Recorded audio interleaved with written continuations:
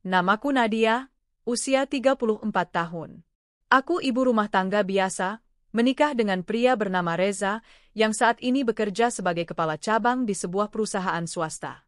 Kami sudah menikah selama 10 tahun, dikaruniai satu anak laki-laki yang kini duduk di bangku kelas 2 SD. Orang-orang bilang, aku dan Reza adalah pasangan yang serasi. Rumah tangga kami terlihat harmonis, bahagia, tanpa celah.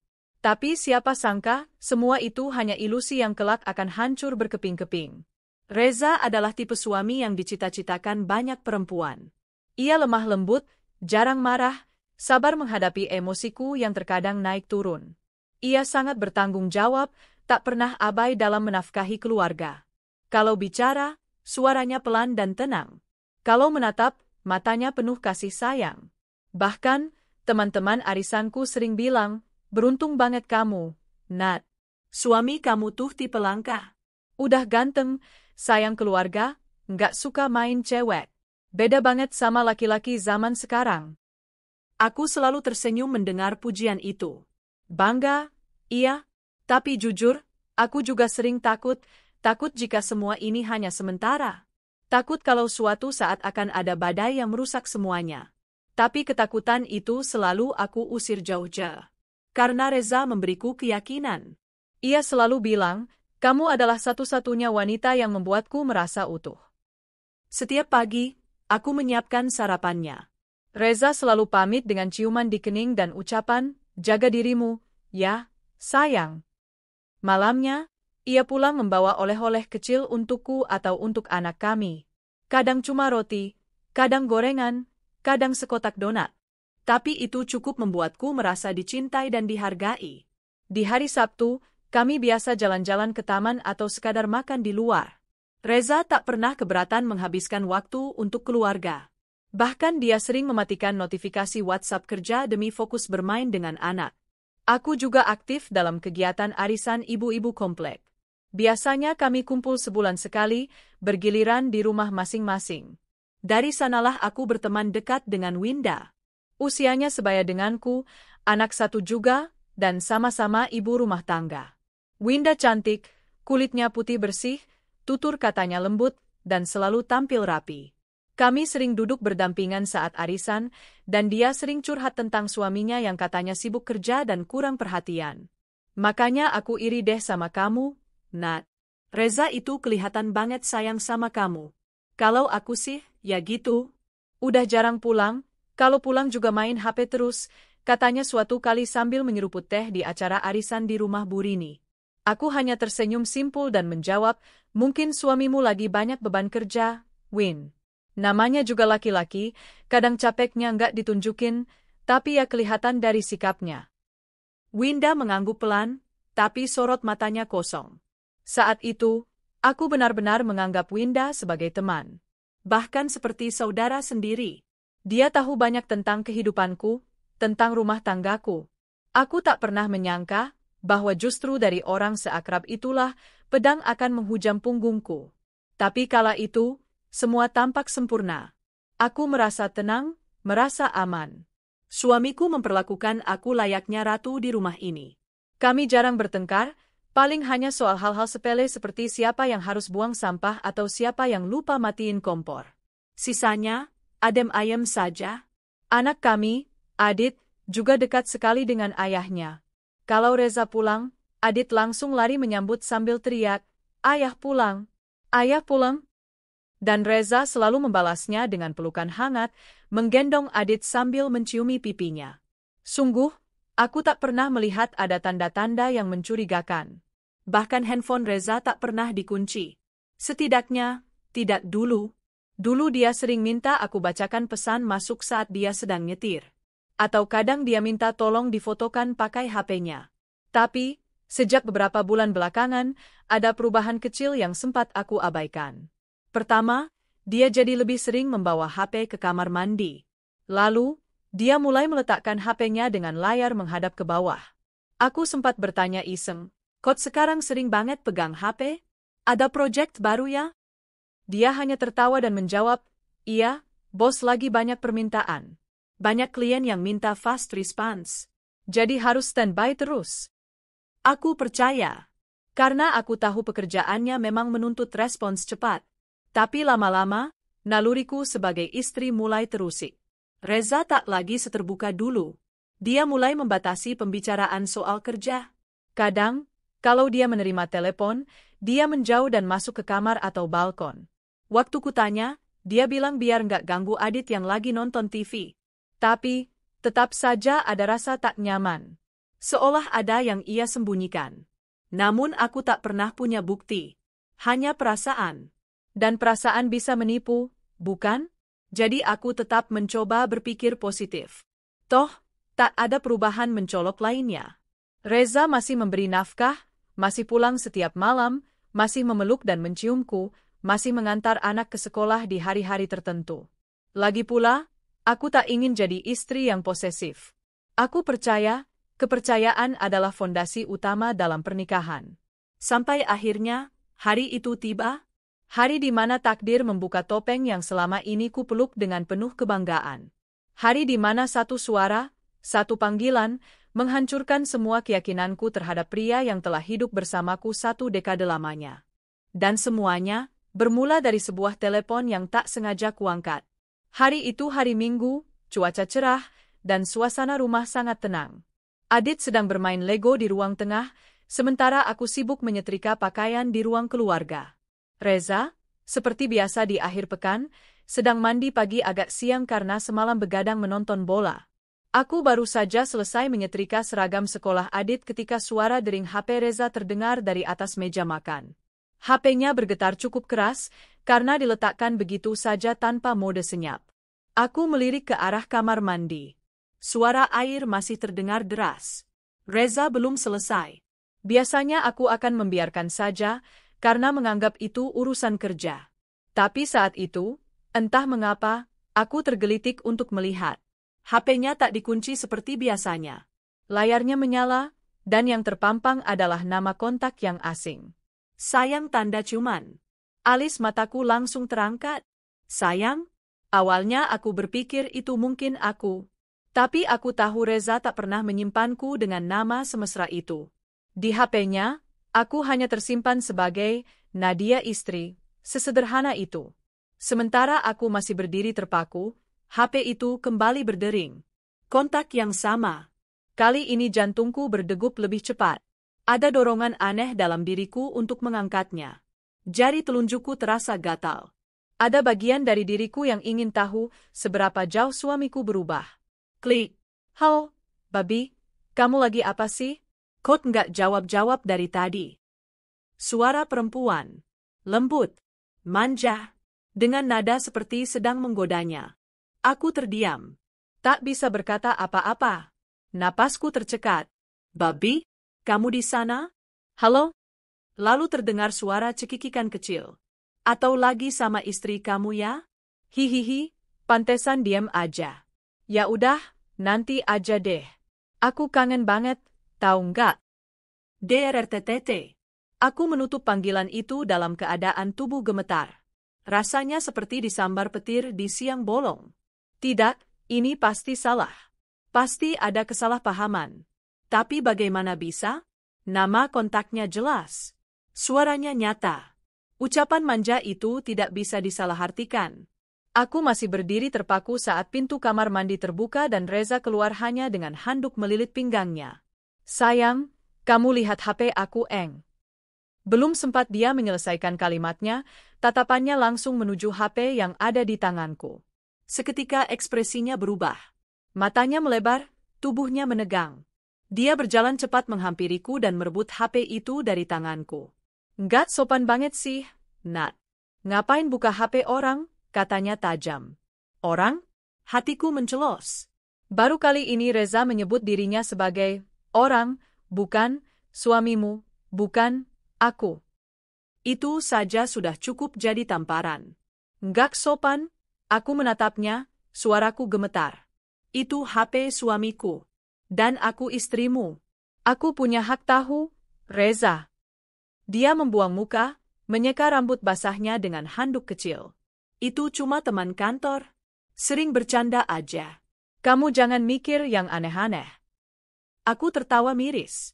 Teman kantor? Yang nyimpan namamu, Babi? Yang bilang, lagi sama istri kamu ya?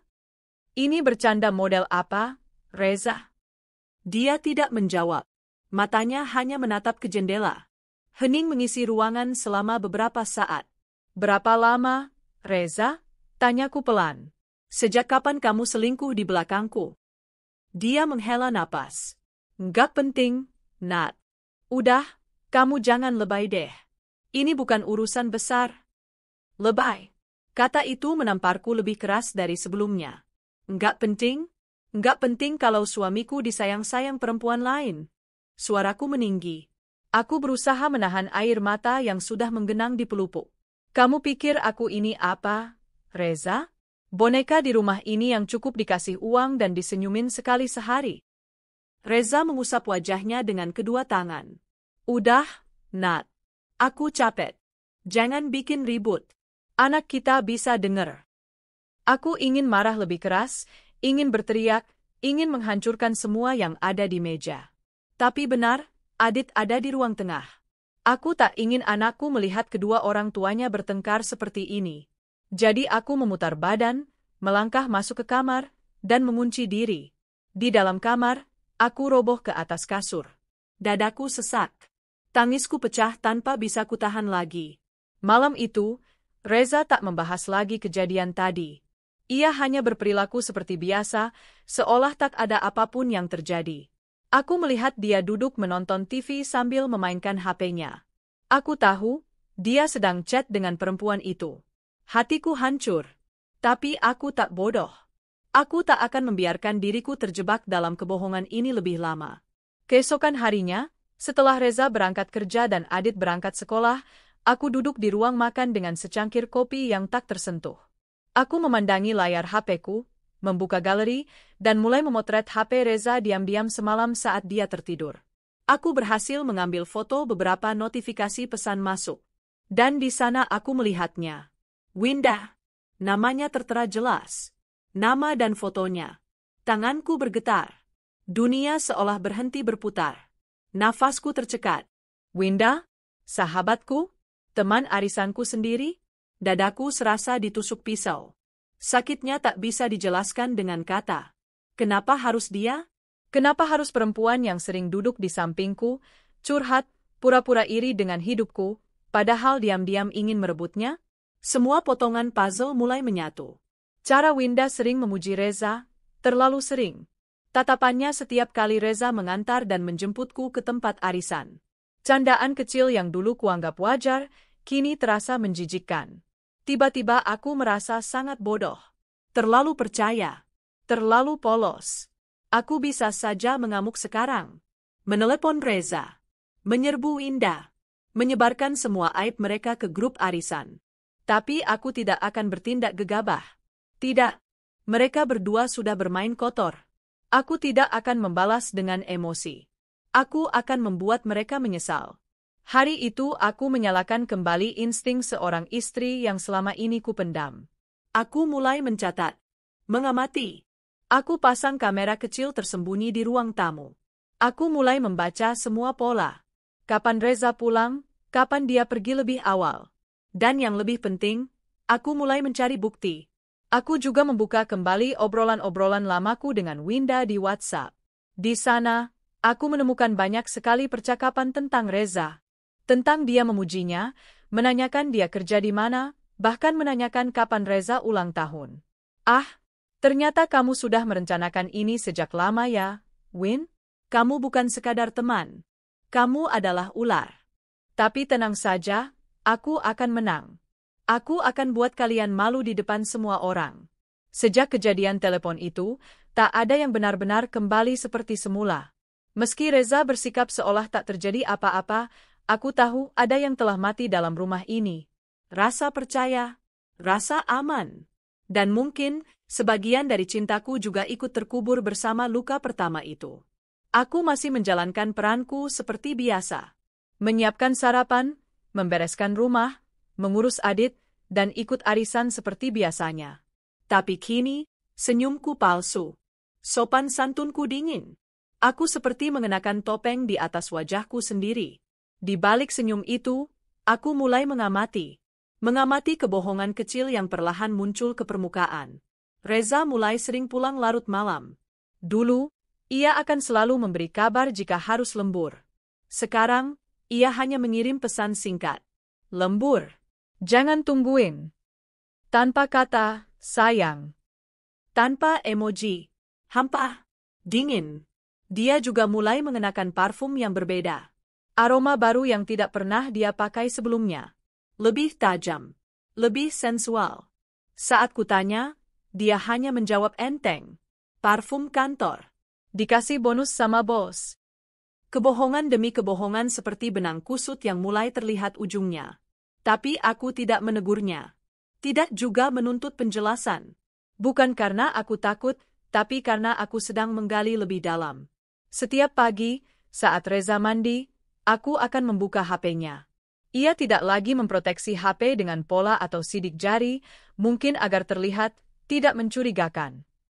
Tapi aku tahu, itu cuma taktik murahan. Karena semua aplikasi penting seperti WhatsApp dan Instagram-nya kini sudah terkunci dengan PIN terpisah. Dan PIN itu belum kutahu. Tapi aku sabar. Sangat sabar. Sampai suatu hari, saat sedang beres-beres kamar, aku melihat Reza membuka HP dan mengetik PIN-nya tanpa sadar menghadap ke arah kaca lemari.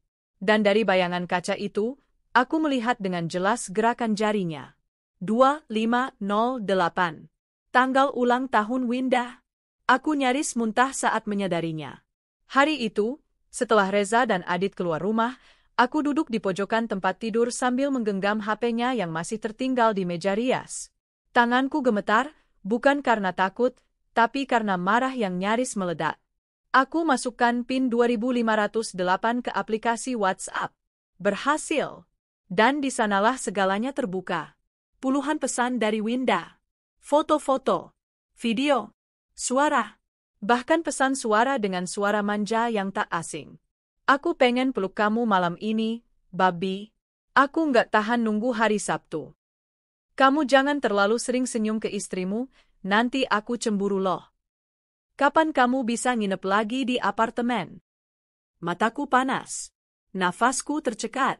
Aku seperti menonton film horor di layar yang sangat nyata, karena ini bukan film. Ini hidupku. Dan mereka berdua adalah aktor utamanya. Yang lebih menyakitkan adalah bagaimana Reza membalasnya. Kata-kata mesra yang sama seperti yang dulu ia tulis untukku. Sekarang dilemparkannya ke wanita yang berdiri di sampingku hampir setiap bulan saat arisan.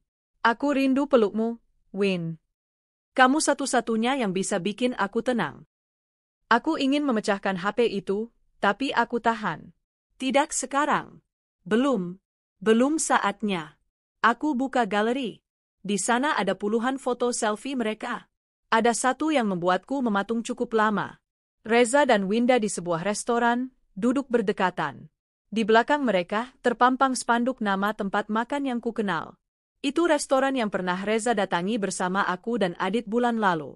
Saat itu Reza mengatakan tempat itu baru buka dan dia penasaran mencoba. Ternyata, dia sudah pernah ke sana. Bersama Winda. Aku menyimpan semua foto dan chat itu ke dalam flash disk. Aku juga memindahkannya ke penyimpanan awan. Aku tidak akan membiarkan bukti ini hilang. Dan aku tidak akan melabraknya, belum sekarang. Aku akan merancang akhir cerita yang sempurna untuk mereka. Selama 2 minggu ke depan, aku berpura-pura tidak tahu apa-apa. Aku tetap ikut arisan, tetap mengobrol dengan Winda. Bahkan sempat saling berbagi resep bolu kukus seperti biasa. Winda tetap memainkan perannya dengan sangat baik. Reza lagi sibuk enggak, Nat? Tanyanya suatu hari saat kami duduk berdampingan di arisan. Aku menatapnya sambil tersenyum. Lagi banyak kerjaan, tapi sempatlah main sebentar kalau libur. Dia tertawa kecil, enak ya. Aku tuh kadang pengen deh punya suami yang bisa sempatin waktu buat aku. Aku tersenyum lebih lebar lagi. Mungkin kamu harus cari suami kedua, Win. Yang lebih perhatian. Aku meliriknya sekilas. Tapi jangan punya suami orangnya, dosa. Dia terkekeh, mungkin menganggapku bercanda. Tapi aku melihat pipinya sempat menegang beberapa detik. Bagus. Rasa takutmu harus mulai tumbuh, Win. Malam harinya, aku mendekati Reza di ruang tamu. Ia sedang bermain HP seperti biasa. Sayang, ujarku sambil duduk di sampingnya. Bulan ini giliran arisan di rumah kita, kan? Kataku sambil memainkan rambutku yang terurai. Dia menoleh sebentar. Iya, emang kenapa? Enggak apa-apa. Aku cuma mau bikin acara yang beda. Aku mau bikin kejutan buat teman-teman. Biar seru. Aku tersenyum lembut. Kamu dateng ya, Reza? Aku pengen kamu hadir. Dia mengernyit. Emang biasanya aku nggak pernah datang. Aku menatapnya tajam.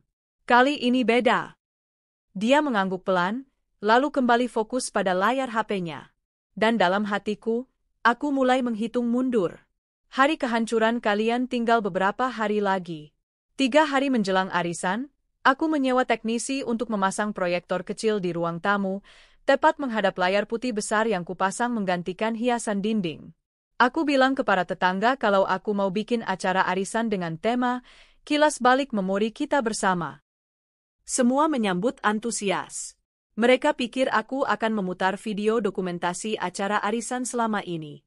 Dan memang itu akan kulakukan, sebagian, tapi di tengah-tengahnya akan ada satu video berdurasi 5 menit. Video dari isi chat, foto, dan suara mesra antara Reza dan Winda. Dengan judul besar, Di Balik Topeng Kesetiaan, Perselingkuhan Suamiku dan Sahabatku Sendiri. Aku tahu, begitu video itu diputar, tidak akan ada jalan kembali bagi mereka. Aku juga sudah siapkan satu kejutan kecil. Sebuah undangan palsu yang kubuat seolah-olah dari teman-teman arisan, berisi ucapan terima kasih kepada Winda karena telah menjadi penjaga rahasia cinta. Undangan itu akan kubagikan setelah video diputar. Dan di akhir acara, aku akan berdiri, melepas cincin dari jari manisku, dan berkata, silakan lanjutkan hubungan kalian. Tapi bukan lagi sebagai orang ketiga. Karena aku sudah keluar dari cerita ini. Itu rencanaku. Dan aku sudah tidak sabar melihat rasa malu, panik, dan penyesalan yang akan terlukis di wajah mereka. Hari H akhirnya tiba.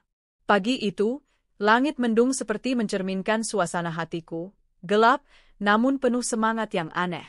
Bukan semangat bahagia, tapi semangat balas dendam.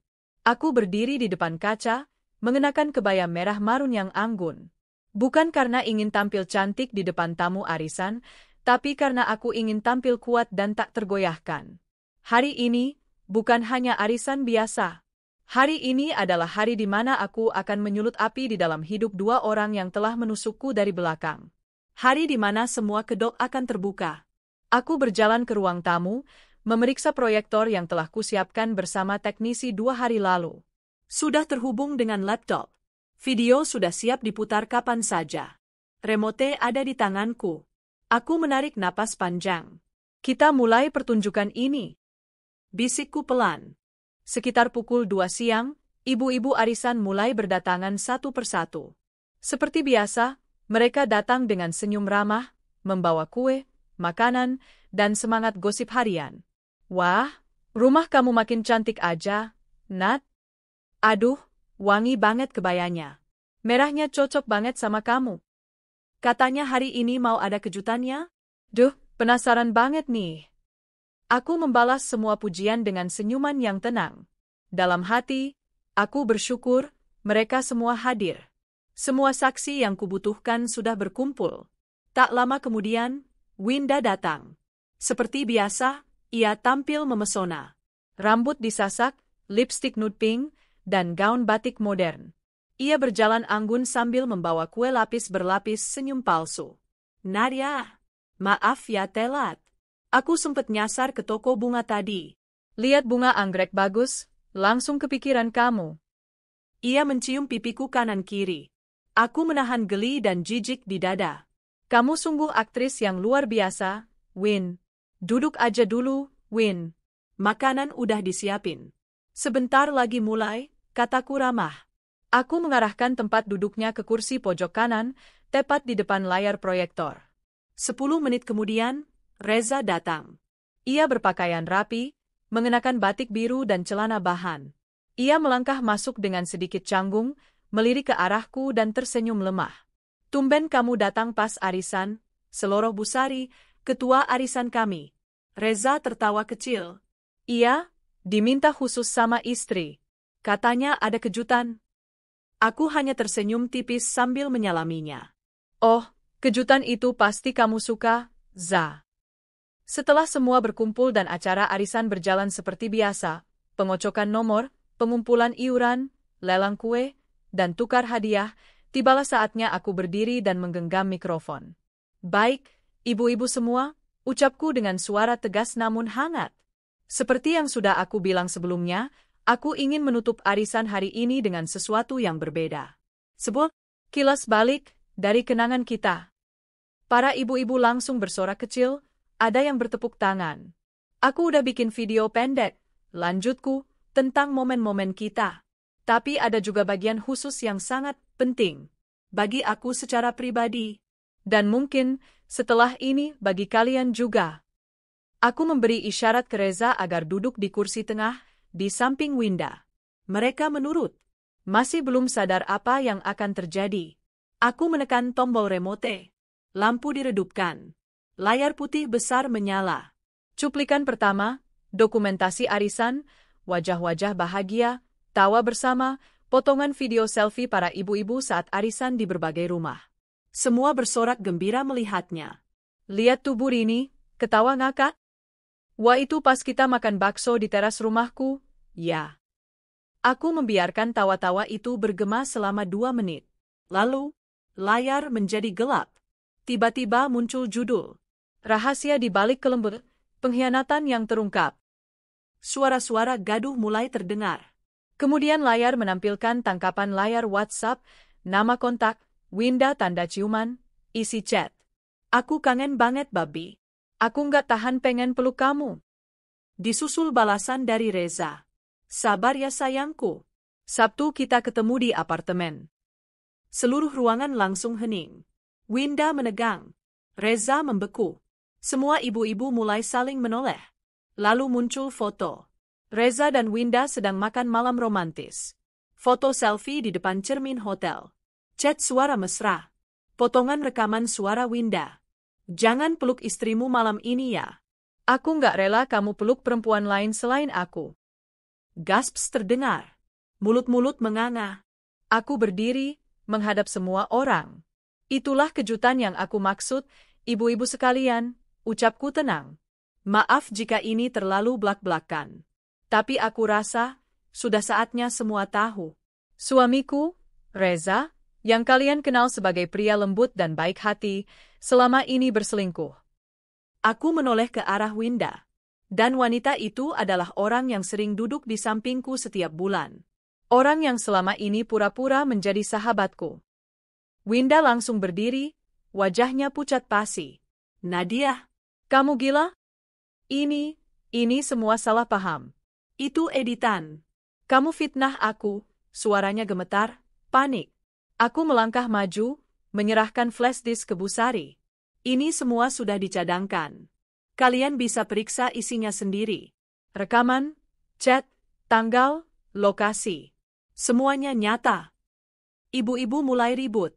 Ada yang berbisik, ada yang langsung menatap Winda dengan mata tajam. Reza berdiri perlahan.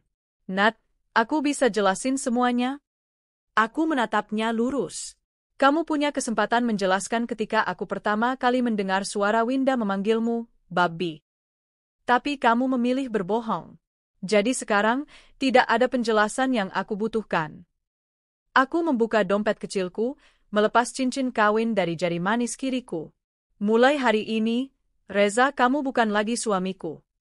Aku meletakkan cincin itu di meja, tepat di depan wajahnya. Winda menangis. Nadia, kamu nggak ngerti, aku sayang dia, aku juga korban perasaan ini. Aku menatapnya dingin. Korban tidak tidur dengan suami sahabatnya. Kamu bukan korban, Win. Kamu pengkhianat. Dan sekarang semua orang tahu wajah aslimu. Suasana ruang tamu menjadi panas. Winda berlari keluar rumah dengan air mata bercucuran. Beberapa ibu-ibu langsung mengejar, sebagian lagi duduk diam, terkejut. Reza menunduk, tidak berkata sepatah kata pun. Malu, Hancur. Aku berdiri tegak di depan semuanya. Hari ini aku bukan hanya kehilangan suami dan sahabat, tapi aku juga menemukan diriku kembali. Seorang perempuan yang tahu harga dirinya. Yang tahu kapan harus berhenti mengemis cinta dari pria yang tak layak. Tepuk tangan pelan terdengar dari sudut ruangan. Disusul beberapa ibu yang ikut berdiri dan menepuk pundakku. Setelah acara itu, kabar tentang perselingkuhan Winda dan Reza menyebar cepat di lingkungan kami. Reza pindah dari rumah atas permintaanku. Proses perceraian kami berlangsung cepat karena semua bukti sudah lengkap. Hak asuh Adit ada padaku. Winda tak pernah muncul lagi di grup arisan. Bahkan, suaminya yang juga sudah mencurigainya sejak lama, menggugat cerai tak lama setelah skandal ini terbongkar. Hidupku memang tak lagi sama, tapi aku tahu satu hal. Lebih baik kehilangan orang yang berpura-pura mencintaiku, daripada terus hidup dalam kebohongan. Setelah aku mengetahui semuanya, setelah mendengar suara manja Winda memanggil suamiku, Babi, di telepon, setelah menemukan bukti-bukti kuat tentang perselingkuhan mereka, aku tahu, kemarahan saja tidak cukup. Aku ingin mereka menyesal. Bukan hanya karena ketahuan, tapi karena telah menganggap aku bisa diinjak-injak begitu saja. Dan itu tidak bisa dilakukan dengan emosi sesaat. Butuh strategi. Butuh rencana. Butuh eksekusi yang sunyi tapi mematikan. Aku mulai dari hal kecil. Setiap malam saat Reza tertidur, aku menyelinap membuka HP-nya, mengamati setiap notifikasi yang muncul. Aku tak berani membuka aplikasi yang terkunci langsung, aku khawatir dia tahu aku mengutak-atik HP-nya jika login gagal. Tapi aku tahu, kunci itu pasti bocor juga. Dan benar saja, saat dia tak sengaja menghadap kaca lemari, aku melihat PIN-nya, 2508. Tanggal ulang tahun Winda. Sakit? Tentu. Tapi lebih dari itu, aku merasa muak. Akhirnya aku bisa masuk ke aplikasi WhatsApp dan menemukan seluruh isi pesan antara mereka. Ratusan pesan, puluhan foto, suara, video. Semua kusalin, kupindahkan ke laptop dan flash disk. Lalu kupasang folder rahasia di Google Drive dengan label yang tak mencolok. Data arisan tahun lalu. Kupastikan tidak ada yang tahu. Tidak juga Reza. Aku tetap bersikap seperti istri yang baik, seperti tak terjadi apa-apa. Aku masih melayaninya, menyambutnya pulang, mengajak Adit bermain seperti biasa. Karena orang seperti Reza, terlalu nyaman hidup dalam peran ganda. Dan aku ingin dia lengah. Aku menyadari satu hal penting. Bukan hanya Reza yang harus hancur, tapi juga Winda. Aku tidak akan membiarkannya lolos dengan kedok sahabat. Maka aku memilih arena terbaik untuk membongkar semuanya, arisan bulanan. Aku mengusulkan di grup bahwa bulan ini giliran arisan di rumahku, padahal sebelumnya bukan giliranku. Tapi karena aku bilang ingin sekalian, ulang tahun pernikahan, semua ibu-ibu menyetujuinya. Lalu aku menyewa teknisi audiovisual, memasang layar putih dan proyektor di ruang tamu. Aku bilang ini buat tayangan dokumentasi arisan. Semua berjalan mulus. Tak ada yang curiga. Aku menyusun video berdurasi 5 menit. Bagian awal adalah momen-momen arisan yang manis, penuh tawa, persahabatan. Tapi tengahnya adalah bom waktu. Chat mesra antara Reza dan Winda. Foto selfie di tempat romantis. Rekaman suara panggilan manja. Bahkan bukti transaksi hotel. Aku edit semuanya dengan rapi. Bukan seperti orang marah, tapi seperti seorang jaksa yang siap menuntut 2 terdakwa besar di hadapan publik. Sebelum hari H, aku berlatih berdiri di depan kaca. Berlatih senyum saat mengungkap kebenaran. Berlatih menatap mata mereka tanpa berkedip. Berlatih melepas cincin dari jari manisku dengan kepala tegak. Aku tahu, aku tidak boleh menangis di depan mereka. Air mata hanya akan memberi mereka rasa bersalah sesaat. Aku ingin takut dan malu yang tinggal di hati mereka selamanya. Dan aku ingin itu terjadi tanpa perlu satu kata makian pun keluar dari mulutku. Aku tetap hangat pada Winda. Tetap mengangkat teleponnya. Tetap membalas chatnya. Saat dia bilang, "Duh, aku bingung mau bawa kue apa ke arisan nanti." Aku bahkan menjawab, "Bawa kue lapis aja, yang kamu bikin itu enak kok." Aku ingin dia merasa aman. Aku ingin dia datang dengan senyum. Agar saat semuanya terbongkar, Rasa dipermalukan itu maksimal. Reza pun kubiarkan. Kubuat dia percaya bahwa aku sudah melupakan kejadian telepon itu. Bahwa aku terlalu polos untuk curiga lebih jauh. Dia pun semakin santai. Bahkan mulai bersikap manis kembali, memberiku kecupan di pagi hari seperti dulu. Lucu. Pria ini benar-benar percaya bahwa istrinya masih bodoh. Padahal, aku sudah siap menyalakan api pembakaran terakhir. Beberapa hari setelah kejadian arisan yang menggegerkan itu, rumahku berubah menjadi pusat bisik-bisik tetangga.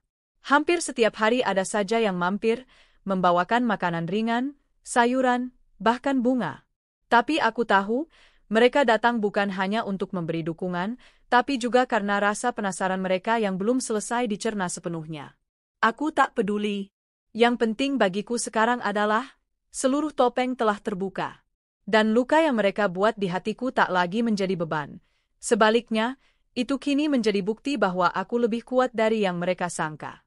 Tak butuh waktu lama bagi kabar itu menyebar kemana-mana.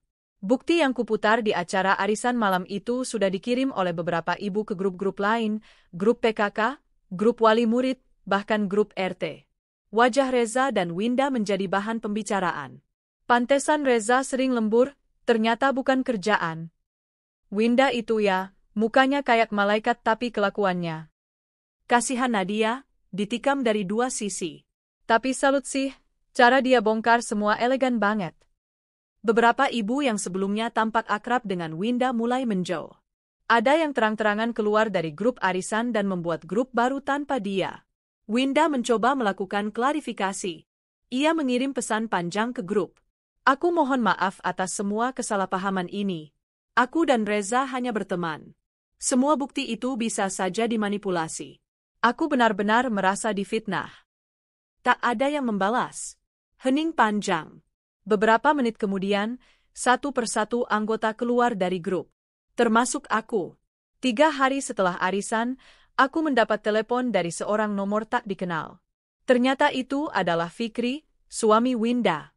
Nadia, aku baru lihat semuanya, katanya dengan suara rendah. Terima kasih, karena kamu telah membuka mataku. Aku diam. Aku tidak tahu bagaimana harus merespons. Aku ini mungkin suami bodoh ya. Tapi aku nggak nyangka, kalau Winda selama ini, suaranya tercekat. Aku juga nggak nyangka, Mas, jawabku pelan. Tapi pada akhirnya, kebenaran memang nggak bisa disembunyikan selamanya. Aku sudah masukkan gugatan cerai. Aku nggak bisa lagi tinggal serumah dengan orang yang begitu munafik. Aku menarik napas, campur aduk, antara lega dan sedih. Karena bukan hanya aku yang dihancurkan oleh mereka, tapi juga orang-orang yang pernah mencintai mereka sepenuh hati. Tak lama setelah arisan, Reza kembali mencoba menghubungiku. Telepon, pesan, bahkan datang ke rumah. Namun aku sudah menegaskan pada asisten rumah tangga dan penjaga keamanan. Kalau dia datang, suruh pergi. Jangan izinkan masuk rumah ini lagi. Tapi Reza tidak menyerah.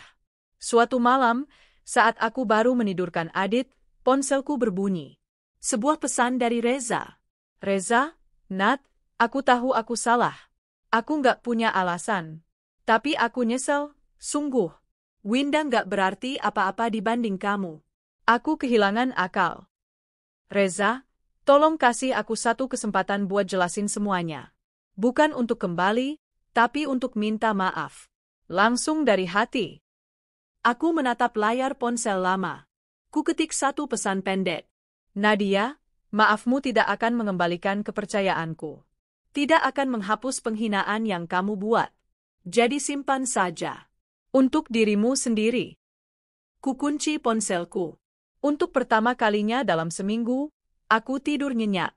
Beberapa hari kemudian, aku diundang menghadiri acara pengajian ibu-ibu di rumah Bu RT. Jujur, aku sempat ragu. Aku tidak tahu bagaimana mereka akan memandangku setelah semua ini. Tapi saat aku datang, sambutannya membuatku nyaris menitikkan air mata. Bu RT memelukku. Kamu kuat sekali, Nat. Banyak perempuan nggak bisa setegas kamu. Bu Sari, ketua arisan, bahkan berbicara di hadapan semua ibu-ibu. Cara Nadia menyikapi pengkhianatan suaminya bukan dengan drama, bukan dengan makian. Tapi dengan fakta. Elegan. Tegas. Itu pelajaran buat kita semua. Aku tak tahu harus menjawab apa. Yang jelas, aku merasa tidak sendiri lagi. Mereka mungkin bukan keluarga sedarahku. Tapi hari itu, mereka jadi keluarga yang berdiri untukku. Yang membuatku merasa bahwa harga diriku layak diperjuangkan. Dari info yang beredar, Winda pindah dari rumahnya. Ia mengundurkan diri dari beberapa komunitas sosial. Bahkan dari kantor tempatnya bekerja. Beberapa orang bilang, ia mengalami tekanan mental. Beberapa bilang, keluarganya sendiri menegurnya habis-habisan. Aku tak tahu pasti. Dan sejujurnya, aku tidak ingin tahu lebih jauh. Aku sudah cukup menderita karena luka yang dia buat. Biarlah Tuhan yang menyelesaikan sisanya. Sebulan setelah kejadian itu, aku duduk bersama Adit di taman belakang rumah. Ia menggambar, tertawa-tawa sendiri dengan krayon di tangannya. Tiba-tiba, dia bertanya, "Bu, Papa kemana sih? Kok udah lama gak pulang?" Pertanyaan sederhana, yang membuat hatiku terasa diremas. Aku mengusap rambutnya perlahan. "Papa lagi pergi jauh, Nak. Dan mungkin gak akan pulang seperti dulu." "Kenapa?" Aku menatap matanya yang polos. "Karena kadang, orang yang kita sayang bisa bikin kita sedih. Dan kadang, kita harus belajar melepaskan, supaya kita nggak terus terluka." Dia diam sejenak, lalu mengangguk. "Oh gitu ya? Tapi aku masih punya mama, kan?" Aku tersenyum dan memeluknya. "Kamu punya mama. Dan mama akan selalu ada buat kamu. Selamanya." Aku mungkin telah kehilangan suami. Aku mungkin dikhianati oleh orang yang kusebut sahabat. Tapi aku tidak kehilangan diriku sendiri.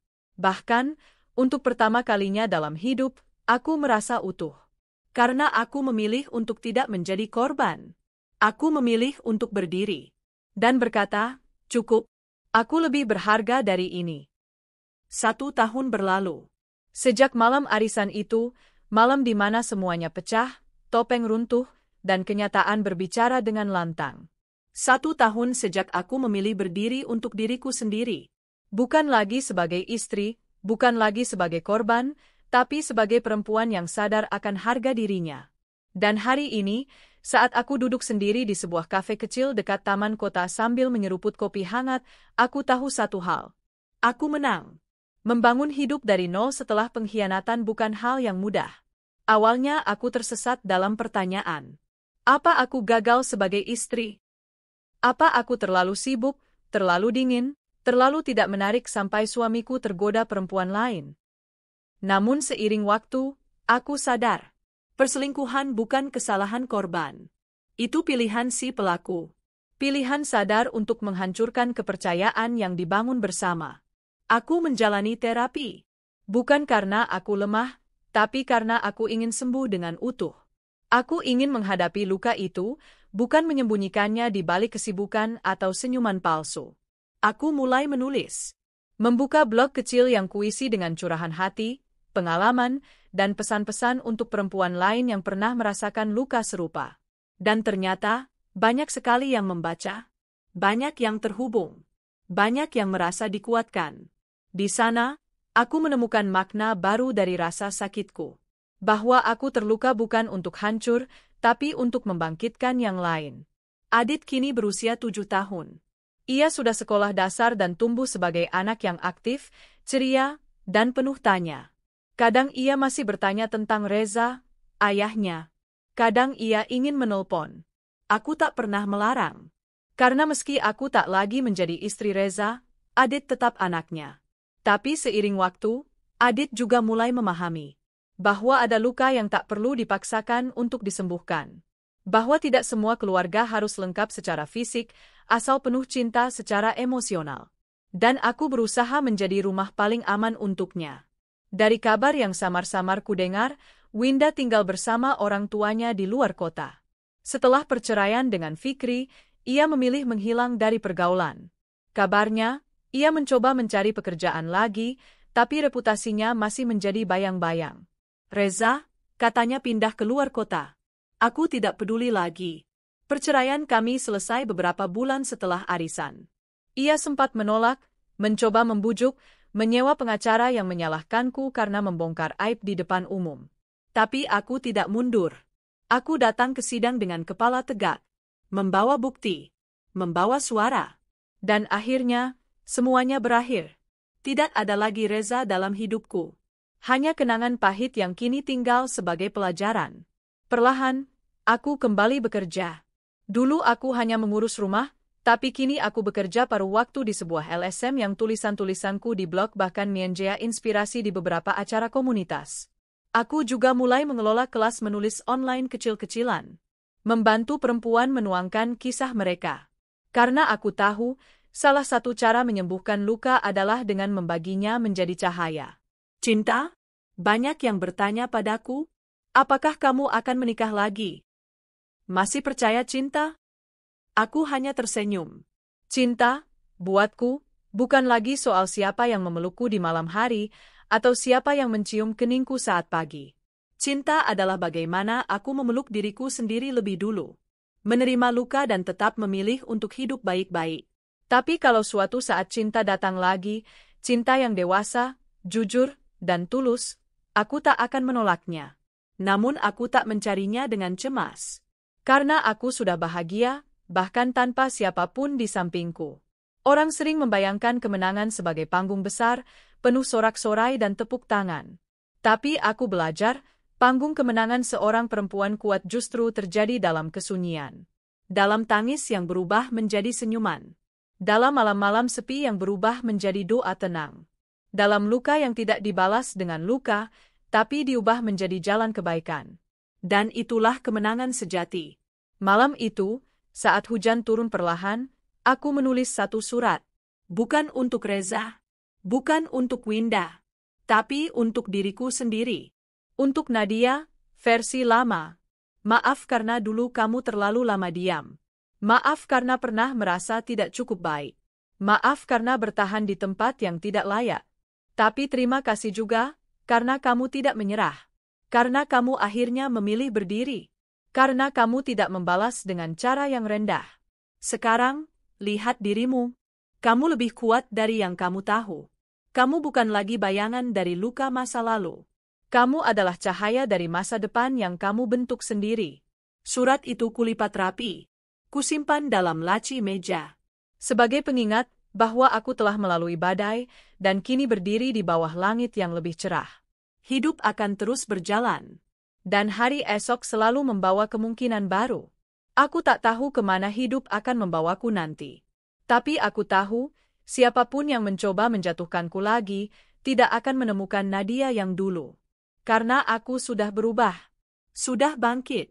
Sudah memilih menjadi versi terbaik dari diriku sendiri. Dan untuk Reza dan Winda, terima kasih karena telah mengkhianatiku.